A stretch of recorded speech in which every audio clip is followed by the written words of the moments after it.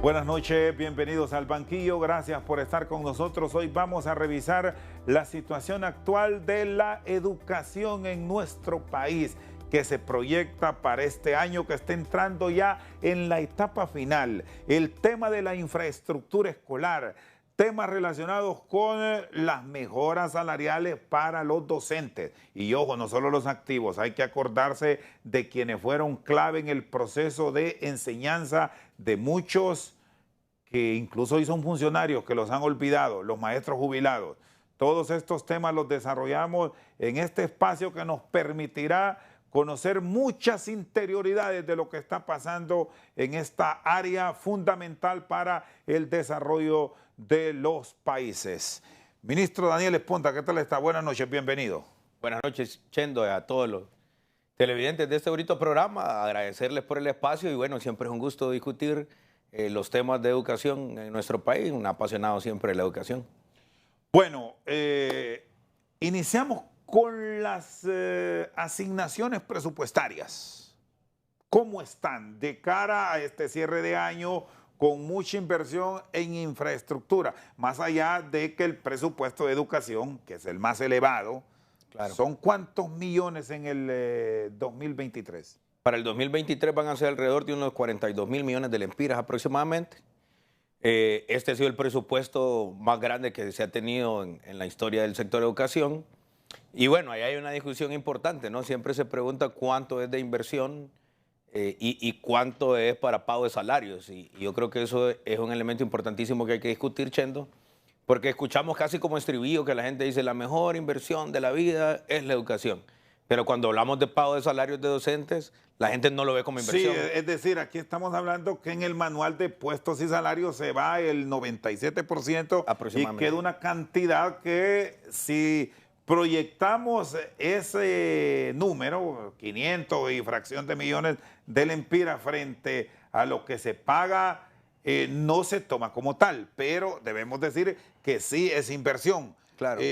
¿Cómo se está mejorando esa área? Porque el otro elemento importante también es que además de este tema de salarios, que de nuestra perspectiva, lógicamente si lo ves de la economía dura, se va a ver como un gasto, ¿no?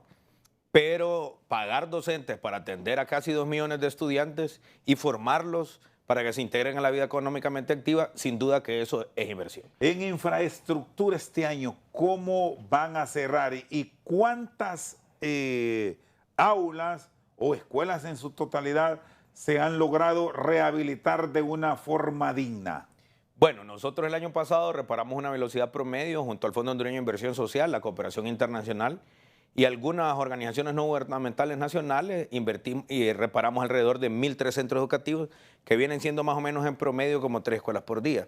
La meta este año es hacer el doble de lo que hicimos el año pasado.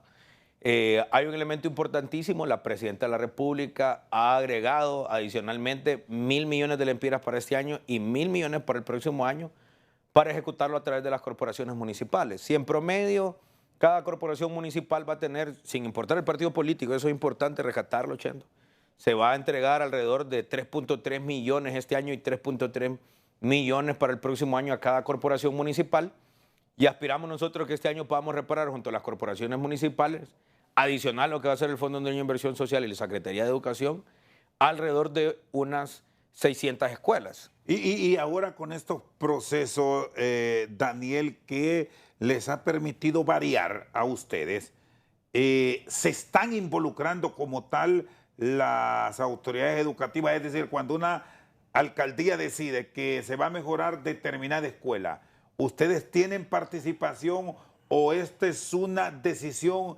individual de los jefes edilicios? Bueno, eso es una muy buena pregunta. Nosotros desde la Dirección de Construcciones Escolares la hemos repotenciado. Cuando yo llegué al ministerio apenas ahí habían como 6 ingenieros.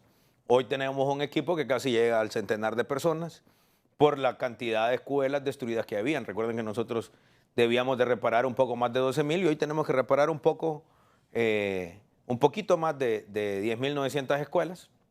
En ese contexto, nuestro plan maestro de infraestructura tiene unas fichas técnicas que deben de ser respetadas por cualquiera. En el caso, por ejemplo, de la cooperación internacional y la nacional, antes llegaban a las escuelas y hacían prácticamente lo que querían. Hoy se hace en el marco del Plan Maestro de Infraestructura, siguiendo las fichas técnicas nuestras. Eso está permitiendo que las escuelas crezcan en orden, porque lo que hemos visto en el pasado, Chendo, es que teníamos una escuela de 3 o 4 aulas y de ahí, como dicen en el pueblo, no, haciendo la recogida entre todos, se hacía un aula en una esquina, de ahí otra aula en otra esquina y eso crecía en desorden. Y hoy en el marco del plan de refundación de la infraestructura escolar, lo estamos haciendo bajo los parámetros y sobre todo intervenciones integrales, techos, pisos, sistemas hidrosanitarios y respetando además la paleta de colores que muchos creen que no es importante, pero es fundamental. Los centros educativos que la población mire pintados en tonos de verde son centros educativos de preescolar. Los centros educativos pintados en azul, en tonos de azul, son centros educativos de educación básica y los centros educativos pintados en tonos de anaranjado y amarillo son los centros educativos de educación media. Bueno, y a propósito de los parámetros, Daniel, que están definiendo, ¿qué va a ocurrir? Porque algunos centros educativos desde ya están planificando la matrícula del otro año. Estamos cerrando con aquellos renglones que muchos docentes dicen, hay una parte que ustedes la tienen que aportar, padres de familia, para reparar la escuela, el colegio, kinder, etcétera. ¿Van a permitir eso, que los docentes cobren o las asociaciones de padres de familia? Esto es bueno aclararlo desde ya porque resulta difícil. Debemos reconocer tener un control de todo el país. Claro. Siempre se meten sus goles. Pero mira, ¿qué nos dice? Hoy tenemos altos niveles de control en el sistema educativo positivo, ¿verdad? Porque antes tuvimos mecanismos de control, pero eran punitivos, perseguían. Además, usted mismo tuvo familiares suspendidos lamentablemente en administraciones anteriores. Pero hoy el mejor ejemplo de ello son las actividades de las fiestas patrias. No emitimos un tan solo comunicado para obligar a los centros educativos a desfilar y tuvimos una barbaridad de centros educativos desfilando el 15 en todos los municipios del país. Tenemos un proyecto que es financiado por KfW que tiene una contraparte estatal y una contraparte comunitaria. Esos centros educativos, que son inversiones bastante importantes, Chendo, le puedo hablar de la escuela que estamos interviniendo en la colonia Cerro Grande, que está contigua a la cancha multiuso, que está justo a la orilla de la calle. Las madres y los padres de familia, a través de actividades, sí pueden colaborar, pero no es cobro. Ojo, son actividades que tienen que hacer las madres y los padres de familia como contraparte. Las intervenciones que hace Secretaría de Educación, es decir, las nuestras, nadie tiene que poner absolutamente ni una empira de las madres y los padres de familia. Eso es lo que debemos dejar claro. No hay obligatoriedad para hacer pagos de ningún tipo y la matrícula sigue siendo totalmente gratis. Es más, debo decir que el año pasado, que es parte del renglón de inversión, los centros educativos, el presidente Zelaya hizo una ley preciosa que fue la ley de la matrícula gratis y la presidenta de la República, Xiomara Castro, ha retornado la ley de la matrícula gratis. Tenemos centros educativos donde hemos entregado más de 1 millón de lempiras por concepto de matrícula gratis. Con ello se puede hacer reparaciones menores, compra de material didáctico y además de eso, algunas actividades alternas, ¿verdad?, coprogramáticas para siempre la formación de nuestros estudiantes. Le puedo decir, sus paisanos allá en El Paraíso, visité recién hace un mes más o menos el Instituto Técnico Pedro Nufio y con muchísima alegría le puedo decir que vi a los niños soldando con unas máquinas de soldar nuevas y me decía el jefe del taller, estas máquinas las compramos gracias a los dineros de la matrícula gratis. Precisamente para eso sirve la matrícula gratis. Bueno, y a propósito, voy a aprovechar, me habló del Pedro Nufio, voy a recordarle el técnico Alejandro Flores, que es junto al Instituto Departamental de Oriente, los colegios insignes de la zona oriental del país están muy olvidados. Bueno, deberían entrar, y se lo digo y se lo pido, con un proceso de intervención que mejore, porque hace unos meses que tuve la oportunidad de visitarlo, sí que está olvidado. Incluso, no sé quién, y esto no fue ahora, autorizaron mejoras o cambios. Óigame, los dejaron horribles. Bueno, pero yo debo reconocer también que eso es el resultado del esfuerzo de los profesores y las profesoras, dado el abandono en el que estaban los centros educativos.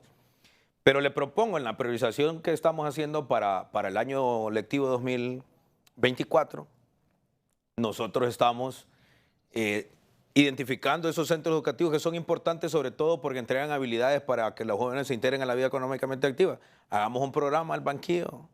Cuando estemos inaugurando la reapertura de ese centro educativo. Estamos con ese trato. Cuando se mejore la infraestructura y seguramente me van a avisar porque tenemos familias que se ha mejorado y va a ser una gran obra porque son centros educativos vocacionales Sí. donde se prepara con oficio para el futuro. Sí, el Alejandro y el Pedro Nufio están dentro de nuestra priorización. Yo personalmente visité el departamento hace un par de meses cuando fuimos a inaugurar precisamente una escuela que fue la tercera o cuarta escuela que yo visité cuando comencé en la gestión.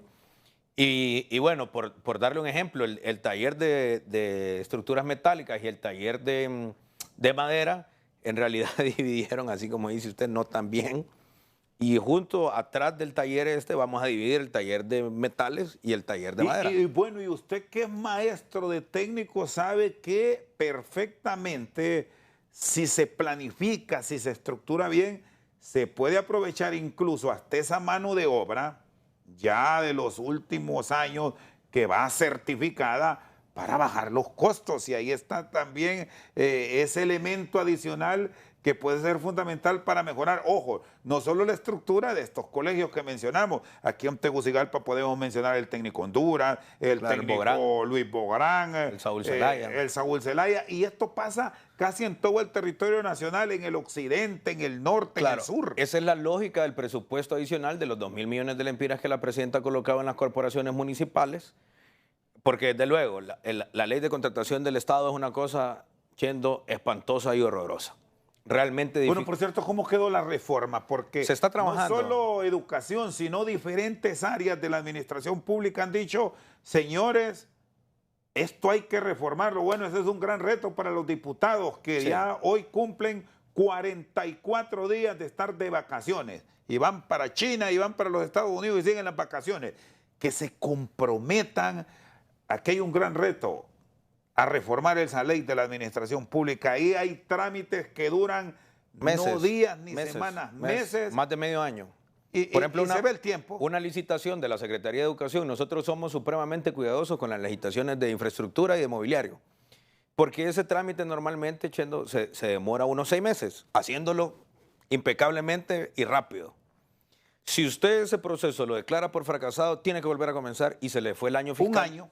No, se le fue el año fiscal y usted ya no adjudicó.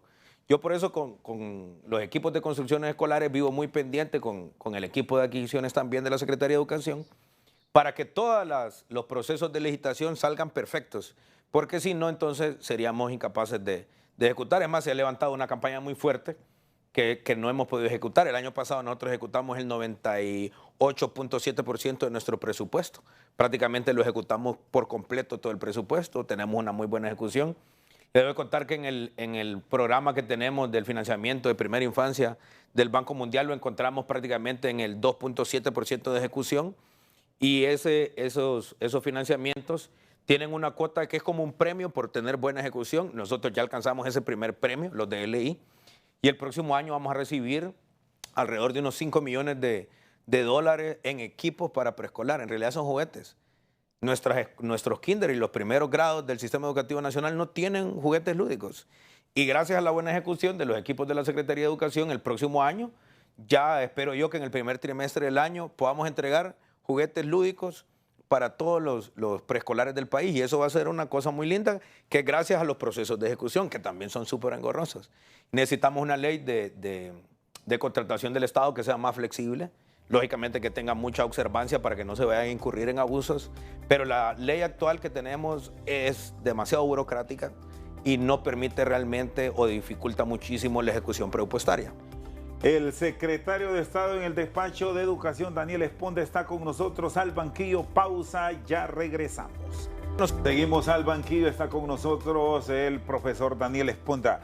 ¿Cómo va el proceso de ejecución? Muchas dependencias del Estado, hasta una evaluación recién del mes de septiembre, los aplazaba. Usted conoce mucho estos números sobre aplazar y aprobar. Mire, en términos generales, en realidad la ejecución, particularmente de la Secretaría General, está muy bien.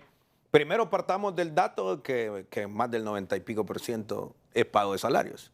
¿Sí? Eso para empezar. Eso significa, usted ya no mira huelgas de profesores porque se atrasaron 1, 2, 3, 4 meses de pago. Desde que nosotros llegamos a la administración de la Secretaría de Educación, no hemos atrasado los pagos ordinarios de los Pero docentes. sí hay manifestaciones, profesor Esponda. Bueno, recién ayer teníamos una, hoy siempre tenemos esos cuidados en la mañana en el matutino de monitoreo. Sí. Y encontramos que hay mucha manifestación de profesores que reclaman aumento por crecimiento vegetativo. ¿Cómo es que se resuelve? Mire, ese es un pago que se debe desde el año 2012. Ese es un pago que los gobiernos anteriores fueron dejando Alguien diría así en lo popular de nuestro lenguaje, polvos de otros lodos. Sí, algo así. Pero el tema es que nosotros los vamos a pagar, pero las que correspondan, Cheto. Porque le hemos montado auditorías a algunas planillas y hemos encontrado profesores que están en las planillas o supuestos profesores que están en las planillas que nunca se presentaron a trabajar. Vamos a pagar las planillas donde identificamos que los profesores se presentaron a trabajar. En las planillas o los profesores que están cargados ahí en el sistema para pago, que no se presentaron a sus centros educativos a trabajar, no les vamos a pagar. ¿Y cómo van a establecer o cómo van a certificar ustedes? ¿Cómo están haciendo este trabajo para definir que un profesor... Es fácil. De Moroseli, se me ocurre mencionarle Moroseli, no llegó a trabajar. Dígame una escuela. Moroseli, un nombre de una escuela. San Francisco Morazán. Entonces, esa escuela en Moroseli, Francisco Morazán, tiene un código. Es un código único como su tarjeta de identidad. Entonces, el profesor Rosendo, que está nombrado en esa escuela, tiene un código. Ese código genera un renglón de matrícula. Y esa matrícula, por decirle algo, que usted llevara primero A, ese primero A está cargado a su número de identidad. Y usted tuvo que haber subido las notas de esos niños de primero A. Si no está cargado en el sistema, en el SACE, entonces usted no se presentó a trabajar. Ahí que aquello de que el papel aguanta con todo. No se puede. O es imposible. Es imposible. Es imposible porque si otro profesor estuviera atendiendo el curso, no tendría acceso porque para ingresar al sistema es con su propio número de identidad y con una clave. ¿Y a hoy cuántos mentores ha detectado bajo este esquema que ahí andan reclamando pero están quietos? Le digo, por ejemplo, el tema de crecimiento vegetativo. Crecimiento vegetativo, lo que se llamaba crecimiento natural, recuerda. Es una escuela que tenía una sección de primer grado y llegaron 100 niños a primer grado y se vieron obligados a abrir la sección B. Esa sección B no tenía profesor. Se buscaron un profesor o algo, eso ocurría antes, hoy ya no ocurre. Buscaban un profesor X y le decían, mira, da ese primero B. Y el profesor comenzaba a dar clases sin nombramiento, sin estructura presupuestaria para pagar. Y entonces comenzaban a presionar, hey, este profesor ya tiene 8 meses de estar trabajando aquí, páguele. Esas son las famosas planillas de crecimiento vegetativo. Y un caso como este que lo explica que sí se ha presentado y así se ha certificado, van a pagarle. Le generamos un código a ese profesor. Ese profesor debió subir notas al sistema y a ese profesor le vamos a pagar. Pero yo le voy a decir, en mi administración... No hay ni uno así. No hay ni uno así. Son 2012, 2013, 2014, 2015, 2016. Y le decimos a los profesores y a las profesoras que están en esas condiciones, planilla, vamos a comenzar a pagar del año más antiguo, que es el 2012, a la fecha. ¿Y cuántos ha encontrado así? ¿Tiene algún número estimado? ¿De cuántos profesores están en esa? No son tantos en realidad, son un poco menos de 10,000 profesores. Pero no, tenemos... 10,000 es bastante. Pero tenemos casi 70,000 profesores. Ahora la otra cosa que recuerde es que no todos son estructuras completas. Porque estos son meses. Sí, además de meses es un profesor, sobre todo en educación media, que se le deben 2 horas clase, que se le deben 5 horas clase, que se le deben 10 horas. No son plazas completas. ¿Y cuánto es la afectación presupuestaria? ¿Han logrado cuantificar o aproximar números? Los 2 departamentos donde tenemos mayor deuda como Estado, ¿verdad? Que no es de nuestra administración, pero el Estado debe de buscar la manera de pagarlo. En el departamento de Cortés y en el departamento de Francisco Morazán. Entre los dos hacemos casi 100 millones de lempiras. ¿Y la clase política qué debe aprender de esto? Porque hoy ustedes como Libertad y Refundación son gobierno, pero en el futuro esto puede cambiar y debemos decir que todos estos errores es por los políticos, porque recomiendan o por quedar bien con determinada base de sus seguidores hacen y provocan estos problemas. Bueno, mire, en primera instancia es la aplicación de la ley, eso es lo primero. Clase política no hay, aquí lo que hay es una élite política que se ha dedicado al clientelismo político. Y eso no es ciencia. Pago de favores. La política es una ciencia, es la más humana de todas las ciencias. Y la política sirve para construir alternativas para solucionar los problemas trascendentales de cualquier sociedad. Y los que se dedican más bien a generar problemas no son políticos, esos son politiqueros. Yo eso como académico y profesor de ciencias sociales lo quiero dejar claro. El caso nuestro, por ejemplo, hemos tenido batallas muy fuertes, hasta internas de mi partido, yo eso no lo oculto, porque llegan diputados que a la mala quieren nombrar a sus activistas y eso nosotros no lo vamos a permitir. Bueno, usted ha tenido problemas incluso con diputados. No, problemas yo no he tenido. Ellos me han criticado, pero problemas con ellos yo no tengo. La presidenta fue categórica en la toma de posición. Creo que yo fui el único ministro a que la presidenta hizo referencia. Dijo, ministro de Educación, aplique el estatuto del docente.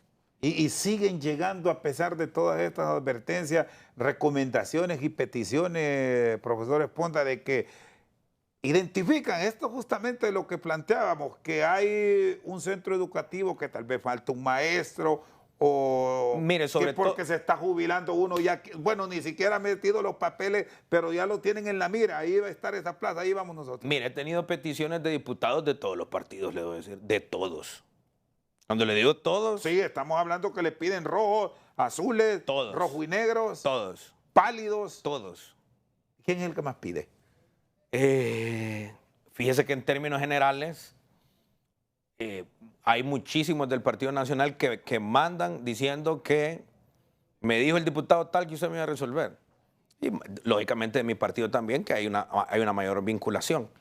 Pero vienen de todos los partidos. Y lo que normalmente piden es que, por ejemplo, un activista o un conocido de ellos tiene el lugar 800, el lugar 1000, y quieren que lo nombre antes del que le corresponde, pero nosotros hicimos audiencias públicas. Y miren, esas audiencias públicas, ya he tenido críticas hasta compañeros del partido, hemos aplicado la ley y siguen un orden de prelación. Mire, el año pasado, yo no sé si usted recuerda, o a inicios de este año, que vimos a mujeres y a hombres llorando cuando les dábamos su acuerdo de permanencia. Bueno, usted viene de una familia de profesores, sabe lo duro que ha sido y toda la manipulación politiquera que ha habido para que los profesores alcancen un acuerdo de nombramiento. Y eso nosotros lo hemos ido limpiando. Lamentablemente no lo hemos podido limpiar del todo, Chendo. En este instante, bueno, fue público lo de un ministro de Educación hace muchos años que reconoció y prácticamente levantó las manos, diciendo, señores, yo no sé qué es lo que hay, qué tenemos, cuántos son, quiénes somos. No, sí, ahora sí lo Ahora tenemos. saben cuántos profesores. Sí. ¿Cuántos profesores tiene Honduras? Mire, hoy, que si yo me meto contratados por el sector público al sistema, coincide. ¿Cuántos profesores? Alrededor de un poquito más de 75,000. Más de 75,000. Sí. En las diferentes modalidades, porque usted recuerde también que los profesores Proeco tenían años, casi más de 25 años, que no tenían nombramientos en permanencia y nosotros le estamos dando la permanencia a los profesores Proeco, porque lo utilizaban para el activismo. Llegaba un gobierno azul y corrían a todos, llegaba un gobierno rojo y corrían a todos.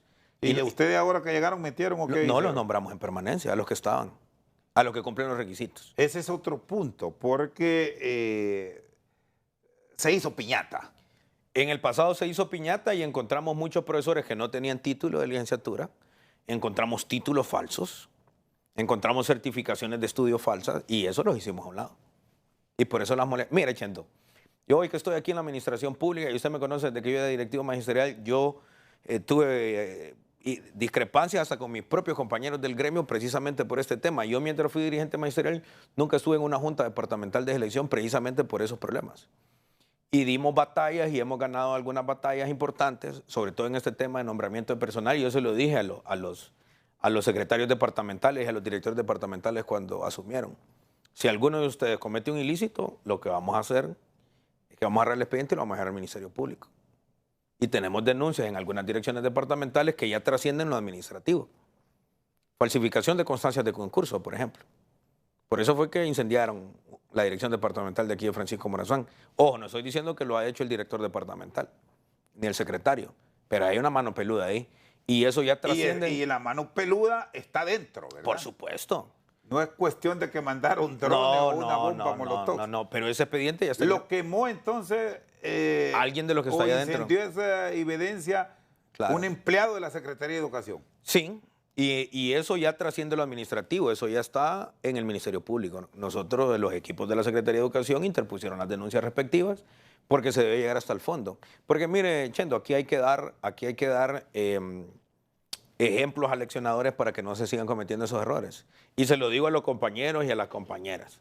Nosotros seguimos revisando las planillas de nombramiento y si identificamos que han nombrado a alguien al margen de la ley, violentándole el derecho a otro, ahorita al cierre del año vamos a cancelar los acuerdos de esos que nombraron al margen de la ley y le vamos a dar nombramiento a los profesores que le correspondía el derecho. Bueno, para cerrar este segmento y irnos a la pausa, ¿cómo están entonces con los pagos? Estamos al día. Garantiza hoy que siempre hay errores, porque no es difícil tener una perfección, ojalá lo logremos un día, que todos estos reclamos, todas estas peticiones de ponerse al día con las deudas estarán resueltas al cierre de este año educativo. Esos reclamos que usted me dice son de grupos pequeñitos y en nuestra administración 2022-2023 prácticamente no hay pagos atrasados, es nada. Las manifestaciones que eran como unos 50 y pico compañeros que tienen su derecho algunos, que los trabajaron y que los gobiernos anteriores fueron irresponsables y no se los pagaron, nosotros se los vamos a pagar. Pero en términos generales, el equipo que tenemos hoy en la Sugerencia de Recursos Humanos Docentes, que lo encabeza una cipota, tiene 30 y pico de años, y el profesor David Blanco, que también es un joven que ha estado en el sistema, lo están haciendo muy bien.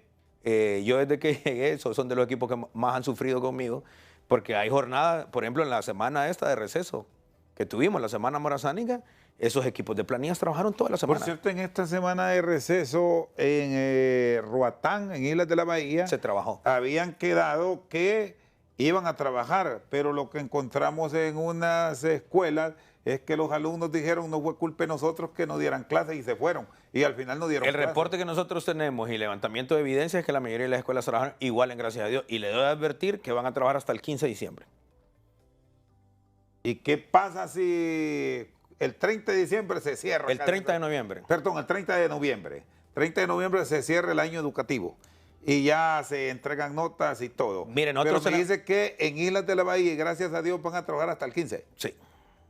Nosotros tenemos ese compromiso de los profesores. Pasa lo de Roatán, que muchos alumnos digan, esa no es culpa de nosotros. No es cierto eso. No es cierto eso. Mire, yo no creo que haya un padre de familia que no quiera enviar a sus hijos a la escuela. No creo yo. Será jugada más bien de los docentes, sospecha de ellos. Si eso es así, vamos a investigar y llegamos a un acuerdo con ellos. Días no trabajados de los que planteamos extender el año escolar, ese día no lo vamos a pagar. El resto del país se cierra el 30. Los demás 16 departamentos solo es, gracias a Dios, e Islas de la Bahía. Perfecto. Porque hoy son los profesores mejores pagados de toda la región centroamericana.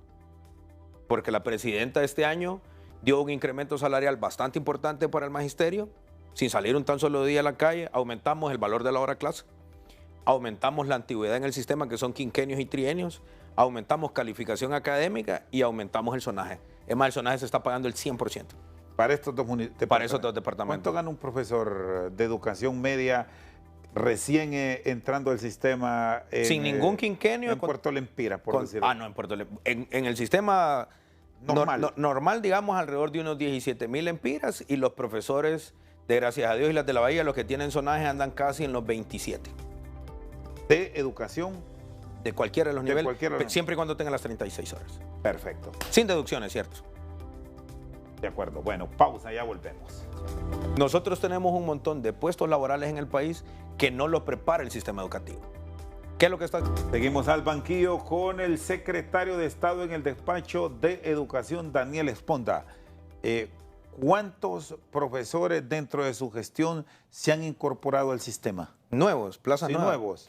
Miren, nosotros teníamos el país alrededor de unos 14 años de no tener una estructura presupuestaria nueva. Nosotros, la cuota es modesta en realidad.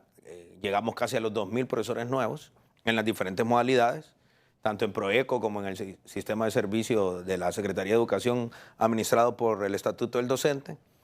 El país necesita alrededor de unas 6,000 plazas para operar en condiciones aceptables.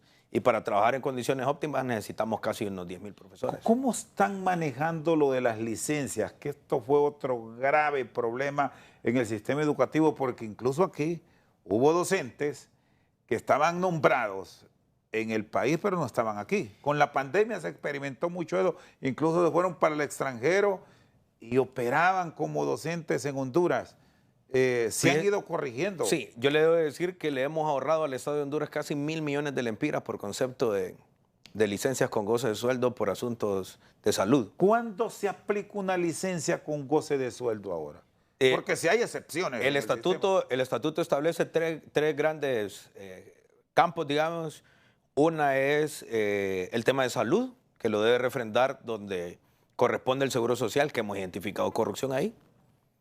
Ese es más difícil de comprobar en las zonas del país donde los profesores no tienen acceso al Seguro Social. Se van a médicos privados y les firman. Y se hace todo con rollo y hemos encontrado lamentablemente muchos médicos que se prestan a eso. Hemos identificado profesores que tenían ya 15 años con licencias con goce de sueldo por temas de salud y estaban trabajando en otra cosa. No son muchos, pero eso genera un impacto porque usted paga al profesor que tiene la licencia y paga al profesor que está cubriendo al que tiene la licencia. Hubo incluso otros casos del docente que como tal, y aquí no sé, usted fue dirigente de Coprum, si tenían que ver los colegios magisteriales. ¿Tendrían algo que ver o no en esto que le voy a plantear? No, permítame. Eso es la licencia. No, es lo siguiente, que el profesor A de una escuela, aquí en Tegucigalpa, por decirle algo, él, a título personal, en un arreglo, no sé con quién, decía, voy a dejar a este profesor para que me imparta mi cátedra y yo me voy. No, no tienen nada que ver las organizaciones magisteriales. Y eso pero sí se presentaron. Y eso es ilegal. Así. Mire, pasa mucho en el área rural, o pasaba mucho en el área rural. Venía un profesor X, sobre todo donde hay zonaje, en Gracias a Dios y las de la Bahía. Venía el profesor Benjamín, por decir un nombre, y decía, no, es que yo voy a ir a Tegucigalpa para hacer un trámite un mes. Y se venía y dejaba a alguien. Otro allá que le diera la clase. Ojo, que la clase siempre la daban, sí. Debemos decir. Entonces el profesor Benjamín se quedaba con 2/3 del salario y al que se quedaba dando la clase le daba 1/3. Eso es ilegal. Una especie de alquiler como el alquiler de la trabajo plaza. De la plaza. ¿Qué otra cosa identificábamos en el pasado? Por ejemplo, yo tenía una plaza en propiedad y ya me iba a jubilar y le decía, Chendo, te vendo mi plaza. Pues las leyes tienen recoveco, ¿sabes? ¿Verdad? Yo te decía, voy a poner en licencia mi plaza y esto sí era un pacto entre organizaciones magisteriales y gobierno. Las licencias, las solicitudes de licencia que ingresaban por ventanilla única se las quedaba el gobierno. Y las solicitudes de licencia que llegaban los gremios eran del gremio. Entonces el gremio ponía y el gobierno ponía los de él. Ponía también. Siempre ingresaban más por la ventanilla única, siempre más. ¿Sí? Es más, mi tesis de investigación de mi maestría es la relación de los gobiernos de Honduras con las organizaciones magisteriales y yo hice una profunda investigación sobre eso. Entonces, ¿qué sucedía? Y esto era a nivel nacional, ¿verdad? Sí, claro. Y en algunos eran y se escondían. Sobre todo en las últimas décadas en los municipios del occidente del país. Se vendían. ¿Cuánto costaba, Daniel? Porque no tiene un costo. Según mi investigación, se llegó a pagar en Honduras hasta 200 y pico de mil por plaza. Entonces venía y ponía yo en licencia 6 meses. Y entonces venía usted y la cubría. Entonces usted estaba sin salario, a mí me seguían pagando y encima pagaban. Entonces al cumplirse los 6 meses usted ya adquiría el derecho. ¿Dónde estaba la jugada tramposa en todo esto? Que aunque usted no tuviera el derecho, lo nombraban en la licencia. Porque había creado todo el escenario. Un aparato de corrupción. Para favorecer. Mire, el aparato de corrupción generado por el Estado en educación era salvaje. Pero salvaje. Por eso es que algunos me critican, porque algunos creyeron que íbamos a llegar a hacer lo mismo que hacían en el pasado. No le estoy diciendo que mi gestión es impoluta porque hemos identificado errores o malas acciones. ¿Cuál es el error que ahora ha detectado o una mala acción que advirtió? Por ejemplo, un profesor tiene un buen lugar de concurso en primaria y lo nombran en una estructura de media. Entonces ese profesor nunca adquiere derechos sobre esa estructura que está cubriendo porque no se puede exonerar con una estructura de educación media en educación primaria. No se puede. Entonces la gente dice, no, ya me voy a exonerar. Y lo hicieron a la mala para que nunca adquiriera el derecho en el puesto que está cubriendo. ¿Cómo van a preparar los procesos para oportunidades nuevas en el 2024? Porque se espera que registren un crecimiento más con las jubilaciones vegetativo. Le voy a decir le voy a contar una cosa que poca gente sabe. En el pasado todos esos trámites de nombramiento se hacían vía a mano. Todo se hacía a mano, en físico todo. Hoy nosotros hemos logrado sistematizar muchos procesos de la Secretaría de Educación. Si Chendo llega a concursar, su número de identidad le genera un expediente digital. Así fue que nos dimos cuenta de las constancias falsas aquí en Francisco Morazán. Esa constancia, después de pasar del proceso de concurso, le genera un código QR único para su número de identidad. Entonces usted llega con su constancia impresa. Entonces yo puedo agarrar mi teléfono, la escaneo y entonces ahí me va a dar todos los datos suyos. Dónde concursó, qué nota sacó, cuál fue la evaluación de la ponderación de méritos. Si a usted le ingresan un nombramiento con una constancia falsa, todavía no hemos logrado que el sistema rechace, porque hay que cambiar algunos algoritmos, pero el sistema sí me tira a mí una alerta que lo nombraron a usted sin concurso. Entonces, cuando nosotros vamos a revisar el expediente, nos damos cuenta que tiene Y una aún así con constancia tecnología encontró que se le quisieron ir por otra puerta. falsa. Dos de más de 14.000 nombramientos que hicimos. Quiere decir que no andamos mal. Estamos haciéndolo bien.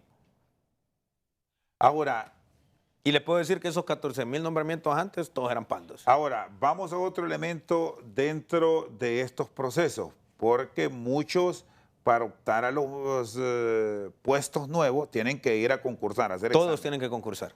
No, porque están los exonerados, porque son Pero ya se ganaron el derecho. Sí. No, de acuerdo, pero es que voy a esto, porque en algún momento realmente me sorprendió, y creo que con usted una vez hablamos de esto, ministro, las fallas que se tuvieron en el examen. Unas cosas que a esta altura usted como educador lo conoce, deberían saberlas. Sí, claro. Y las debería saber, ojo, no un profesor, Claro, un estudiante. claro. ¿Quién va a tener esa valoración para los exámenes? Porque no es posible que le pregunten, y con todo respeto a un maestro y en selección múltiple, el siguiente es un municipio del departamento Sí, claro. de Olancho, por Claro. decirle algo.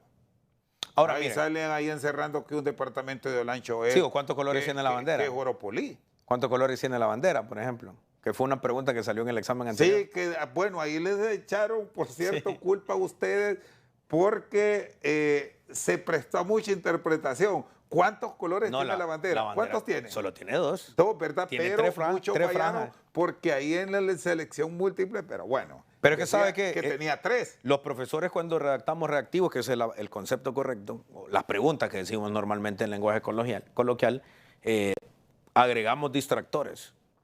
Y eso es normal, eso es parte de la evaluación. Para que la persona que responda, en este caso el estudiante o el profesor que está sometiéndose a un concurso, esté seguro de lo que está respondiendo. Mire, nuestro plan de refundación, que a mí me gustaría mucho hablar de los avances y de los temas académicos, no solo de lo administrativo, porque lamentablemente en la Secretaría de Educación, y con respeto a la opinión de la opinión de los medios de comunicación, nos hemos enfocado muchísimo en el plano administrativo, pero la parte pedagógica la hemos dejado de lado y nosotros hemos tenido unos avances interesantes. Esas preguntas que nosotros le hacemos que tienen esos distractivos sirven específicamente para tributar a los 5 objetivos del plan, que es que los jóvenes lean y escriban bien, que sean capaces de comprender y analizar lo que leen y lo que escriben, el desarrollo de lógica matemática, habilidades digitales y el objetivo 5, que es el más importante, que sean capaces de transformar su entorno para bien. Entonces, por ejemplo, ahí tengo un compañero diputado en el Congreso que está enojado conmigo porque yo digo que las pruebas de ingreso a las universidades públicas son correctas y lo sostengo aquí públicamente, son correctas. Para usted entonces, ya que entra a esa área, y que área académico, aquí vamos a eso. Esas pruebas de aptitud académica deben permanecer Sí. y no comenzar a inventar a que somos una educación pública y que todo mundo debe entrar, porque si no, ¿para dónde vamos? Mire, que esa es una discusión importante que hay que hacer en el país. Mire, el bono demográfico de Honduras está creciendo muchísimo, o ha crecido muchísimo. En la próxima década vamos a tener el porcentaje de la población hondureña en edad económicamente activa más grande de toda su historia. Eso para cualquier país con la educación de nivel A es excelencia pura. crecimiento económico por donde usted lo quiere encontrar. Una sociedad como la nuestra, que no tiene los mejores indicadores de calidad, eso supone el caldo de cultivo para una catástrofe social. ¿Sí? ¿Qué es lo que nosotros tenemos que priorizar aquí? Y nos debemos de hacer esta pregunta. ¿Necesitamos en realidad que todos los hondureños vayan a la universidad? No. Lo que necesitamos es que todos los hondureños se vinculen a la vida económicamente activa. Le doy un ejemplo con estos muchachos que están aquí atrás de cámaras. ¿A dónde aprendieron a ser camarógrafos? muchos en institutos vocacionales. No, en ningún vocacional. No, hay algunos que sí. Por lo menos le hablo de la compañía televisora con cursos de capacitación. Pero incluso con la participación hasta de organismos internacionales. Ahora mismo, pero eso lo dan ustedes. USAID está promoviendo eso con televisión. Pero no ha habido una política. No, en general no. Sí. En general no. Mire, los técnicos de sonido, los camarógrafos, estoy hablando por el ejemplo que estamos aquí. Aprenden en la calle, a infantería, vienen aquí. Sin duda, de primero ayudar a jalar un cable, acomodar un set. Sí, una gran cantidad. Como decimos ahí en la Kennedy, les dan rígido después de agarrar una cámara, hasta que le van enseñando. Nosotros tenemos un montón de puestos laborales en el país que no los prepara el sistema educativo. ¿Qué es lo que está haciendo el sistema educativo? Educando para el desempleo. Le voy a hablar de mi carrera para no herir susceptibilidades. Profesores de ciencias sociales hay para tirar para arriba. Entonces, ¿para qué vamos a seguir formando profesores de ciencias sociales si tenemos más de los que ocupamos? Lo mismo le puedo decir de periodistas. No, de acuerdo, pero ojo, no cerrarlos. No cerrarlos. Pero sí ir a buscar la excelencia con subespecialidades. Exactamente. Usted lo ha dicho tal cual. Y eso lo han hecho todas las naciones. Y a eso debemos encaminar. Yo no dirijo educación superior. Eso lo dirige el Consejo de Educación Superior. Y sigue molesto Racel Tomé con usted, porque Racel Tomé es el que anda con eso de que eliminen las PA. Mire, yo respeto mucho y es parte de la democracia. Como académico le puedo decir que el compañero Tomé está equivocado. Yo le respeto su posición. La universidad ha tenido un repunte bastante interesante. Yo pienso personalmente que el rector Herrera lo está haciendo muy bien. Hoy el volumen de investigación, de publicaciones que está haciendo la Universidad Nacional en particular, me parece muy positivo. Que las dos universidades públicas hace un par de años se hayan acreditado con una agencia de acreditación internacional, eso es positivo para el país también. Y lo que estamos haciendo en el marco del plan de refundación del sector de educación es articulando el sistema. ¿A qué le estamos apostando nosotros en Secretaría de Educación? A tener bachilleratos que habiliten al trabajo. Es decir, le doy el ejemplo de estos dos departamentos que mencionamos que forman parte de la región Caribe en las regiones educativas, que es Cortés, Atlántida, gracias a Dios, Islas de la Bahía y Colón. Fíjense, no hay ni un tan solo bachillerato que enseñe mecánica de motores fuera de borda. Y Islas de la Bahía, gracias a Dios, la mayor parte de la población se desplaza en lanchas con motores fuera de borda. Entonces, ¿cómo es posible que no tenga eso? Esos dos departamentos viven del turismo y de la pesca. Y prácticamente no tenemos bachilleratos en refrigeración, que la refrigeración, tanto la residencial para el turismo, como la industrial para el turismo, la industrial para el tema de conservar todos los productos que se extraen del mar en la pesca, necesita. Entonces, y mira, es una pelea dura que estoy dando yo en el ministerio. Llegan madres y padres de familia y delegaciones de municipios y dicen, ministro, ábranos en una comunidad que tiene vocación agrícola un bachillerato en ciencias y humanidades. Ahí lo que necesitan es un bachillerato agrícola. Le doy el ejemplo de mi pueblo. Vivimos de hacer rosquillas y de la agricultura y la ganadería. Y el bachillerato que hay es banca y finanzas. Y creo yo que solo en el negocio, en el negocio familiar que tenemos en el Ocotal, cobramos con tarjeta y todo el mundo sigue cobrando en efectivo. No, y hay banca y finanzas y no hay una tan sola ventanilla de banco. ¿A dónde van a traer esos muchachos? Ahí estamos haciendo un bachillerato orientado a industria de los alimentos y etcétera, ¿no? A agroindustria.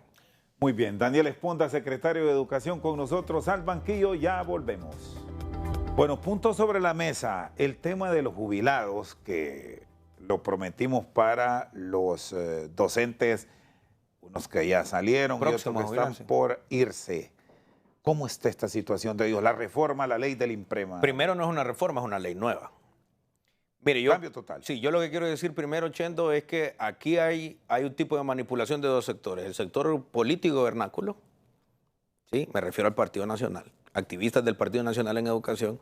Le doy un ejemplo, una que fue directora de Talento Humano en la Secretaría de Educación, que fue la que dio el visto bueno y el dictamen para derogar la ley del 80. Hoy es la que anda diciendo que regresemos a la ley del 80. Eso es mentir sin tapujos, ¿va? Es una doble moral terrible. Segundo, es que dentro de las organizaciones magisteriales, particularmente de dos, van a elecciones al cierre de año. Entonces están utilizando el tema del IMPREMA como bandera política gremial. Yo les hago el llamado aquí a los compañeros respetuosamente. ¿De qué colegios son? Fundamentalmente el Colpresuma. Que es un colegio fuerte, debemos decir. Claro, sí.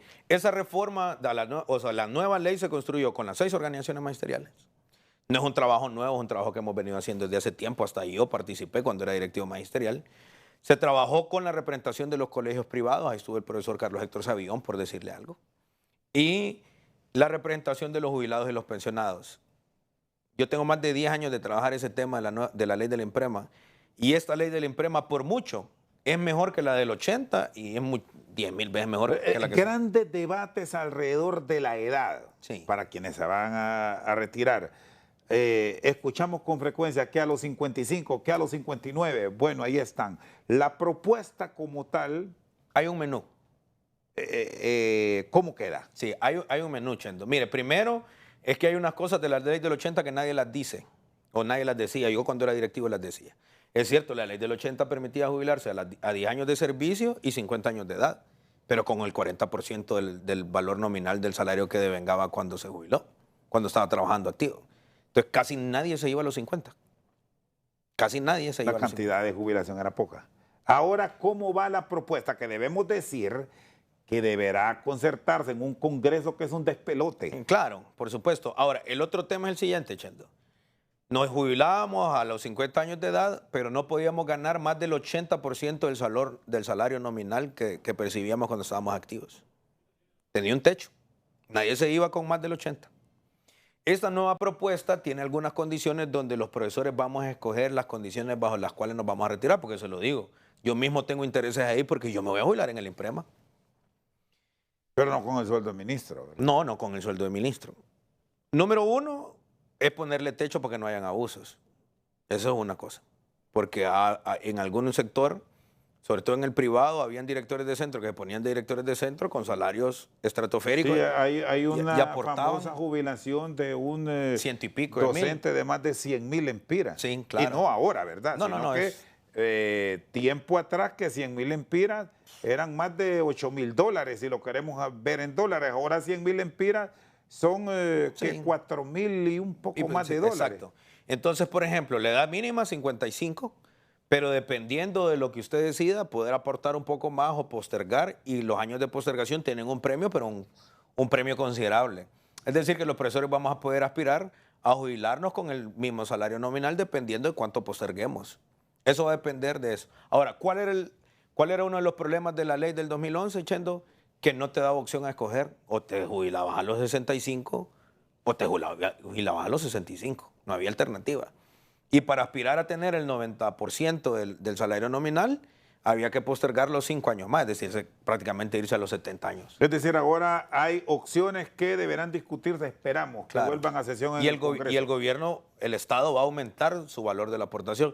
Necesitamos 1.000 millones de lempiras para financiar la nueva ley del IMPREMA. Bueno, estamos cerrando, ministro Esponda. Hay una buena noticia que la queremos compartir con el tema de educación con calidad, con valores nuestros. Claro, una es decirle que el próximo año regresa a la clase de educación cívica.